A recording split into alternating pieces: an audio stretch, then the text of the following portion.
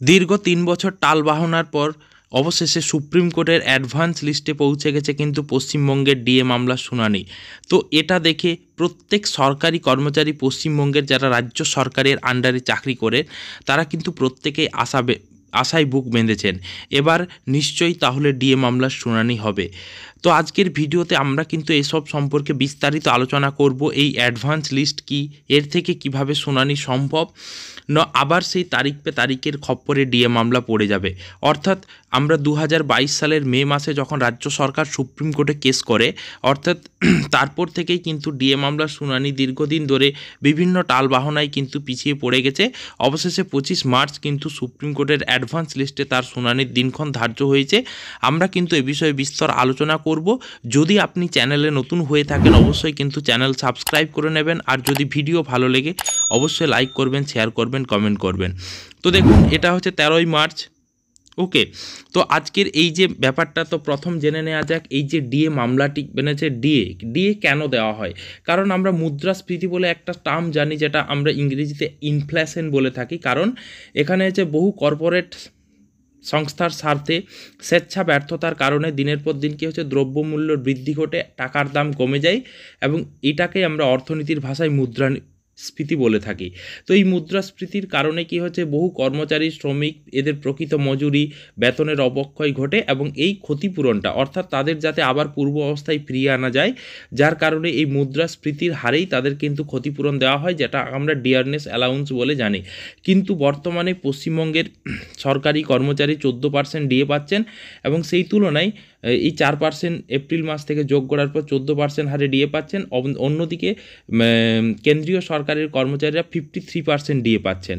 তো এখানে বিস্তর ফারাক রয়েছে ডিএ, এই ডিয়ারনেস অ্যালাউন্স, যেখানে কিন্তু কলকাতাতে বা আমাদের পশ্চিমবঙ্গের অন্যান্য জেলাতে যা জিনিসপত্রের দাম একজন রাজ্য সরকারের কর্মচারীকে বহন করতে হয়, একজন সেন্ট্রাল গভর্নমেন্টের কর্মচারীকে ঠিক একই রকম পয়সা বহন করতে হয়। তো এই দীর্ঘদিন ধরে প্রায় 2.5 বছর ধরে চলা একটা মামলা, কর্মচারীদের ডিএ মামলা, এই প্রথম সুপ্রিম কোর্টের অ্যাডভান্স লিস্টে এসেছে। তো এই অ্যাডভান্স লিস্টটা কি? তো অ্যাডভান্স লিস্ট হচ্ছে সেই লিস্টটা যে সুপ্রিম কোর্ট প্রতি শুক্রবার অন্তর অন্তর পাবলিশ করে থাকেন, এবং যেটা মঙ্গলবার, বুধবার এবং বৃহস্পতিবার মানে হচ্ছে পরের দিন থেকে কিন্তু এটার শুনানি হতে থাকে। তো এই অ্যাডভান্স লিস্ট এটা কিন্তু পার্মানেন্ট নয়, অর্থাৎ এটার কিন্তু পরিবর্তন হতে পারে। ওকে, তো এই অ্যাডভান্স লিস্টে সেই দিক থেকে আগামী 25 মার্চ সুপ্রিম কোর্টের রাজ্য সরকারি কর্মচারীদের ডিএ মামলা কিন্তু তাৎপর্যপূর্ণ হয়ে উঠতে চলেছে, এবং যা দেখে প্রত্যেকটা সরকারি কর্মচারী কিন্তু আশায় বুক বেঁধেছেন যে আগামী দিনে ডিএ মামলার শুনানি হবে, আমরা কিন্তু কেন্দ্রীয় হারে ডিএ পাবো। তো সর্বোচ্চ আদালতের অ্যাডভান্স লিস্টে ডিএ মামলা 95 নম্বরে রয়েছে। স্বভাবতই রাজ্য সরকারি কর্মচারীদের মনে হচ্ছে নতুন করে আশার আলো দেখা দিয়েছে। এতদিনে কিন্তু সুপ্রিম কোর্টে ডিএ মামলার নিষ্পত্তি নিয়ে রাজ্য সরকারি কর্মচারীরা কোনো আশার আলো দেখতে পাচ্ছিলেন না। 2.5 বছর, অর্থাৎ 2.5 বছর পর সর্বোচ্চ আদালতে অ্যাডভান্স লিস্টে ডিএ মামলার হচ্ছে আশায় তারা কিন্তু সুরাহার কথা মনে করছেন। আগামী বৃহস্পতিবার নবান্ন সূত্রের খবর অনুযায়ী যে আগামী 25 মার্চ সুপ্রিম কোর্টে যে ডিএ মামলার শুনানির দিন চূড়ান্ত হওয়ায় রাজ্য সরকারি মহলে তৎপরতাও শুরু হয়েছে। এই মামলায় রাজ্য সরকারের পক্ষে দিল্লিতে যে কজন বিশিষ্ট আইনজীবী রয়েছে তাদের সঙ্গে নবান্নের উচ্চ পর্যায়ের আধিকারিকরা যোগাযোগ শুরু করেছেন। কর্মচারী সংগঠনের পক্ষ থেকে মলয় মুখার্জি তিনি কিন্তু বলেছেন যে দীর্ঘদিন পর সুপ্রিম কোর্টে ডিএ মামলার শুনানি অ্যাডভান্স লিস্টে এসেছে, সেই দিক থেকে 25 মার্চ সুপ্রিম কোর্টে এই মামলার শুনানি কিন্তু খুবই গুরুত্বপূর্ণ। তো এখানে দেখুন, অনেকেই বলছেন যে এই ডিএ মামলার যে অ্যাডভান্স লিস্ট যে এখানে যে ভুল ব্যাখ্যা হয়তো দিচ্ছেন। তো এখানে বলা হচ্ছে যে 7/1/2025 যে মামলাটা হওয়ার গল্প ছিল, এখানেও কিন্তু অ্যাডভান্স লিস্ট যে প্রকাশ করেছিল, কিন্তু সেবার সংখ্যাটা ছিল আজকে যেমন 95 নম্বরে উঠেছে, সেবারের সংখ্যাটা ছিল 706 নাম্বার। এই অ্যাডভান্স লিস্টে 1 থেকে 768 নাম্বার সিরিয়ালে এই পশ্চিমবঙ্গের ডিএ মামলা কিন্তু 95 নাম্বারে এসেছে।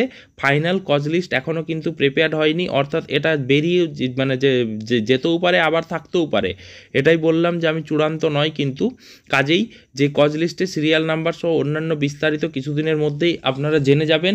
তো এখানে কারণ সুপ্রিম কোর্টে 2022 সালের নভেম্বর মাস থেকে ডিএ মামলা চলছে, বর্তমানে 2025 সাল। আশা করি এরপরে আর ডিএ মামলা পুরোটাই কিন্তু শুনানি হয়ে যাবে, আর তারিখ পে তারিখ কিন্তু পড়বে না।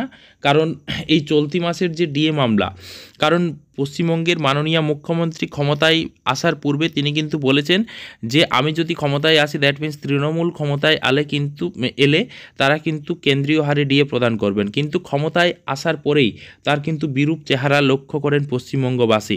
দীর্ঘদিন ধরে বিভিন্ন টালবাহনায় তিনি মেলা খেলায় ব্যস্ত হয়ে, লক্ষ্মীর ভাণ্ডারে ব্যস্ত হয়ে তিনি কিন্তু সরকারি কর্মচারীদের ডিএ বিভিন্ন কারণে আত্মসাৎ করেছেন। তো যাই হোক, এই সুপ্রিম কোর্টে কি হয় 25 মার্চ প্রতিটি পশ্চিমবঙ্গবাসী লক্ষ্য করে রয়েছেন যে কি হতে পারে, নতুবা আবার কি সেই সেটিং তত্ত্ব উঠে আসবে।